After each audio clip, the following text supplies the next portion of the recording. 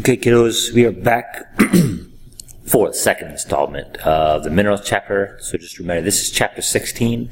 This particular lecture will cover pages 358 through 364, mineral extraction and refining, the environmental hazards of mining and refining minerals, and then the Surface Mine Control and Reclamation Act. All right, so legislation involved with making sure mining companies clean up their mess when they're done. All right. Moving forward, extracting minerals. So we talked back in chapter 11, fossil fuels chapter, as it pertains to coal. It's kind of the main difference between surface and subsurface mining. But surface mining, that is where the mineral and energy resources are extracted near the Earth's surface by removing soil, subsoil, overlying rock strata, etc. Okay, this is the more common type of mining, partly because it's less expensive, it's less dangerous for the miner, etc. And there are kind of two main kinds, what we call open pit and strip mining. All right, so strip mining is essentially you find a seam, that's what they often call it, for coal at least, a kind of deposit like this, and they'll just kind of essentially dig down this seam here, so you got your normal other rocks here that don't have the resource, right? They'll just dig along that seam, right, in a strip, and that is what they call strip mining. And the other type is what we call open pit, and I'll show you guys a picture of that on the next slide. Also very common, and this is the type you kind of see if you're driving through Nevada, for example. You'll often see some open pit mines up on the sides of the road. There's big mines in Montana that are open pit mines as well, right? And then, of course, we have our subsurface mining. So it's where we have a mineral resource that's deep underground. It does not make sense to try to remove a few thousand meters of bedrock and so on. So we dig shafts, right? Or what they call a slope mine. And a video I'll show you guys in class shows an example of what they call a slope mine. All right, so we got surface and subsurface mining, and we've already talked, I believe, about the fact that, of course, while our subsurface mining is more dangerous, it is less hazardous to the environment because they're disturbing less habitat at the surface. All right, so here's a picture, as I promised, of an open pit surface mine, right? And so once we've extracted our minerals, right, so we go through some sort of processing. Now, particularly our metallic minerals, right there, we're not mining those out in pure form. They're usually part of an ore, right? And so an ore is just a type of mineral that contains a high concentration of the particular metal, usually, that we're trying to get to, right? Then we need to purify that metal so that it can then be used in industry or for whatever use we need it for. Okay, and so one of the primary ways by which we go about purifying those is through the process called smelting. All right, so smelting is essentially, it's actually a really old technique. They've been doing this since the Bronze Age, right? But essentially, you heat the metal ore up in a furnace, and the intense amount of heat allows that metal then to kind of precipitate out in liquid form. Okay, and it allows you to separate impurities. Often the metal is denser than the impurities, right? And so they can kind of separate it out that way. And metals usually have a slightly lower melting point than other types of minerals that are among their impurities. So sometimes they'll heat it up and they can melt the metal out, but leave some of those impurities behind. Okay? And that process is called smelting. All right. Now, environmental impacts of mining. Again, these are sort of reviewed because we did touch on these back in chapter 11. But, of course, if we're talking about a surface mine, we are disturbing a large area. It makes that area prone to erosion, makes it difficult for plants to reclaim that area. It does use large quantities of water. So when we're using this enormous machinery, right, to cut through rocks and so on. Now, particularly in our coal mines, sparks are a major fire hazard, right? So they're spraying tons of water on the wall, trying to keep the dust down so they don't get these big explosions and so on. So lots of water used in the process, and then so sometimes it's used for a process called leaching that we'll get to maybe later. But use lots of water, and that water's got to be continuously pumped out, and oftentimes that water is contaminated. It needs to go through some sort of treatment. And then, of course, we have this acid mine drainage that, again, we have mentioned before. All right, it's pollution caused when usually sulfuric acid dissolves things like lead, arsenic, or cadmium and wash out of mines and nearby waterways. Right? These are toxic metals, right? So again, just a quick review of that process, right? So we got all this loosened up bedrock, overburden, tailings, etc., right? As water percolates through that, right, it picks up in kind of excessive amounts of sulfur, okay? Sulfur is present everywhere, right? But because we're exposing that water and it's leaching through the loosened materials more quickly, it tends to pick up a little bit more sulfur than it would in through normal percolation, all right? Now, as it dissolves the sulfur, it creates a more acidic solution. And as it becomes, so that pH lowers, right? Whoops. Okay. As that pH lowers, right, it becomes more acidic, right? It's better able to dissolve things like cadmium, arsenic, and lead, right? And so it's really not the acidity or the pH of the water itself that's really making it such a hazard. It's the fact that it is able to then dissolve some of these nasty toxic metals like lead, arsenic, and cadmium. All right, and then wash that out into local waterways and get into the food chain and wreak all kinds of havoc there. Okay, and so a lot of what we end up with. So we talked about overburden, which is just the stuff we have to scoop out of the way as we are mining, and then we're left with something called tailings, right? And we'll talk about that exact definition in a second. But let's say we're mining something like gold these days, right? 99.99% of the material that we mine is not gold. It's waste, right? A lot of that comes in the form of tailings, right? 99% of the material we mine for copper is waste. Iron ore and aluminum maybe aren't so bad, but a lot of the material becomes waste. And, right, so this would be like a tailing pile over here, okay? So the leftovers, right? So after we've extracted our mineral resource, right? We're left over with overburden, and we're left over with what's called tailings, okay? And the tailings generally have higher concentrations of toxic materials like lead, arsenic, and cadmium, all right, than we would see in nature. And part of that is because of the refining process, we're reducing the volume by whatever metal it is that we're trying to take out. Okay? During the smelting process, so when we run these mineral ores in through these blast furnaces, right? Again, I just mentioned that sulfur is everywhere. So as we heat these materials up at high temperatures, we're creating sulfur oxides, which is also one of the pollutants from coal, right? Which is an acid rain issue, right? And because we're in these blast furnaces, it does require a lot of energy from the extraction process, right? This machinery to move stuff out of the way, to blast rocks up, to transport it, and to refine it. All of that requires an insane amount of energy. Okay?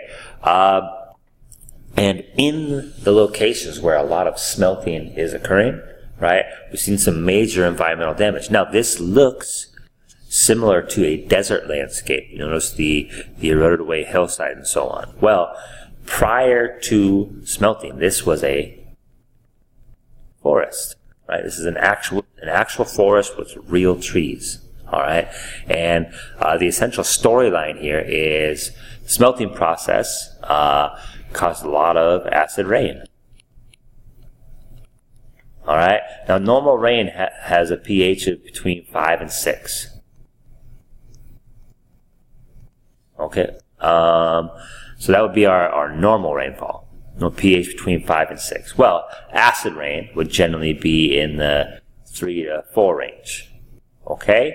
Now, because the rain is acidic, again, this is not falling on the tree and just killing it on the spot. It's not going to fall on your skin and burn a hole through it. right? It's essentially what the lower pH allows the rain to do as the water percolates through the ground, right? So we learned last chapter about a process called leaching, right? Well, acid rain has a high tendency to leach essential minerals out of the soil. So as that water hits, it's faster to dissolve certain things and cause that leaching process. Well, essentially what we do is we create soil that is nutrient free, right? That kills the trees. The trees die, right? That leaves the soil barren, that leaves the soil open to erosion, and we turn a once highly productive ecosystem into a non-productive ecosystem at all. All right. So, restoration of mining land. So how do we then, after we're done extracting our mineral resource, okay? And I do want to make a point.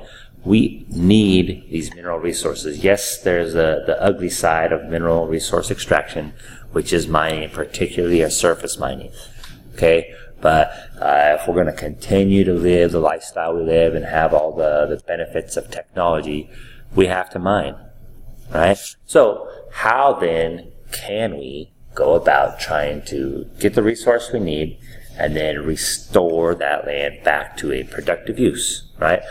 Preferably it's native habitat, but maybe at least to something like agriculture or something we can still use, so it doesn't just become a wasteland afterward. All right, and that is the goal in the restoration of mining lands. All right, so first and foremost, we have to replace our overburden. We need to try to set the natural landscape back to what it was before. Right, so a quick differentiation. So tailings, right, are the accumulated waste after smelting. Right, and we don't want to just throw those tailings back out in nature. They often contain slightly higher concentrations of some nasty stuff. Okay, overburden, on the other hand, is just the stuff we scooped up and moved out of the way. It can just be put right back where it was. There's no toxicity with our or added with our overburden removal. All right, but of course, overburden is mostly involved with our surface open pit type mines. All right, so quick differentiation in terminology there. All right. So when we have acid mine drainage, again, it's that outflow of acidic water from abandoned metal mines or coal mines. It often contains, right, things like lead, arsenic, and cadmium, all of which are toxic to most living things, right? So it's dangerous because it's better able to dissolve those. And then once those things get out into nature, they can cause all kinds of problems through bioaccumulation and biomagnification, stuff we'll learn about later. All right? So in order to reduce acid mine drainage, there's several techniques. One of them is what's called a carbonate neutralization. All right, so again, we're trying to bring the pH back up to close to 6 to 7 probably is what we're looking for. Somewhere in that neighborhood. All right? So acid mine drainage would be significantly less than that. So we're trying to increase that pH. Well, as it turns out, things like calcium carbonate are pretty good at neutralizing acids. All right? And calcium carbonate, as you guys should know at this point, is pretty abundant in nature. Limestone, seashells, you eat Tums, you're eating calcium carbonate, by the way. Chalk is a type of calcium carbonate. Right? Pretty abundant in nature. It's a pretty good material for neutralizing acids. So one of the techniques is to use limestone or calcareous strata and have the drainage of the mine kind of essentially flow through some carbonate neutralizing rocks. Okay? Now they've tested this out, and the effectiveness has kind of essentially been limited. Part of it is in the neutralizing process, we end up creating some carbon dioxide, and we have to keep replenishing those carbonate minerals. But it has been known to be effective in some cases in particular locations. All right. Probably a better or more consistent process is to construct wetlands. We will learn more about wetlands in a later chapter, but wetlands are essentially nature's filter bed. Right? They're great for controlling floods. They're great for absorbing sediments during the flood. They're great at reducing or filtering water out before it gets into streams. Water comes out of wetlands extremely clean.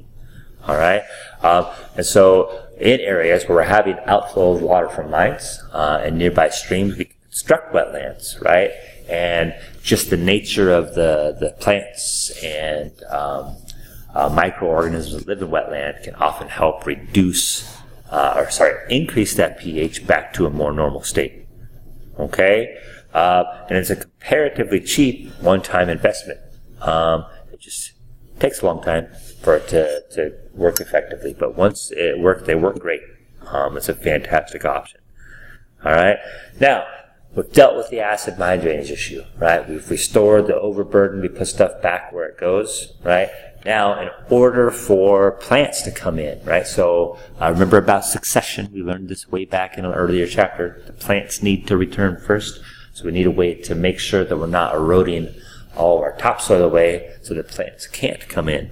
All right, and that's just erosion and sediment control, right? So they have what are called sediment ponds they can use for that process. Sometimes they'll just go ahead and plant the plants to help them get a root hold and get started. There's sediment pollution that comes off of barren hillsides, right? Which is why we need those sediment ponds. Sediment pollution is a water pollution type that we will talk about later. But under the Surface Mining Control and Reclamation Act, right, we have to do something about preventing erosion. So that means things like sediment ponds to slow down the flow of water, allow the sediments to settle there. Go ahead and replanting vegetation as fast as we can. Those roots from that vegetation help to anchor the soil in, especially grasses. Oftentimes we'll throw some grass seed down just to get that soil anchored, and then we can let the secondary succession take hold at that point. Okay? Sometimes, right, we have high concentrations of things like nickel in our soil, which happens to be toxic for a lot of organisms. And as I mentioned, lead, cadmium, etc. All right? One of the things they are finding is certain plants are actually pretty good at absorbing those things out of the soil. And that's what they call phytoremediation. So they actually plant specific types of plants that are pretty good at removing toxins like nickel, etc. from the soil. Right? They're actually doing that out at Hanford to help remove some of the radioactive material, interestingly. What was pretty cool about phytoremediation is some of them are actually able to remove enough nickel from the soil that we can actually take the plant and harvest the nickel out of the plant. So it's actually like it's biomining, essentially. We're actually taking plants, pulling things like nickel or cadmium, which we do use for various purposes. And the plants are good enough at removing that from the soil, and it accumulates in the plant's tissues that we can actually extract the nickel and stuff from the plant itself. Kind of a cool way to mine without destroying the habitat. All right. And then, of course, if they decide not to use the area of land for agriculture or something like that, we go back and we make sure we're allowing wildlife to repopulate the area. Oftentimes these areas are heavily managed. They enhance some of the restoration projects, try to speed them along, trying to get things back to a native habitat as fast as they can. All right. That was kind of a quick run through, but that is the next parts there. So make sure you guys are doing your follow-up reading, right? Recommended that a few times. It is helpful. It might be helping you to bridge that gap between an A and a B or a C and a B or what have you. All right.